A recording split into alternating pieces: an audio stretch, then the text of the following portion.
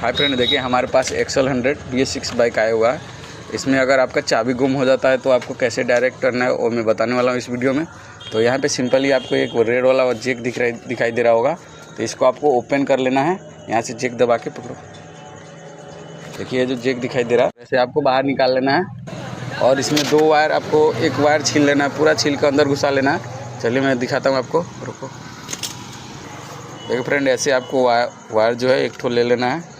उसके बाद दोनों जैक के अंदर ऐसे घुसा देना है, आपको अंदर डाल देना है, इसको अंदर ऐसे लगा के। और यहाँ पे ऐसे आपको वायर लगा देना है। उसके बाद देखिए लाइट आ गया, अभी हॉर्न हो सब हो जाएगा। बाइक सेल्फ से मारो, सेल्फ स्टार्ट करो, सेल्फ से होगा। क्लच लेके मारो, सेंसर की दबा, स्टेन उठाओ। ये देखिए बाइक हमारा स्टार्ट हो चुका है।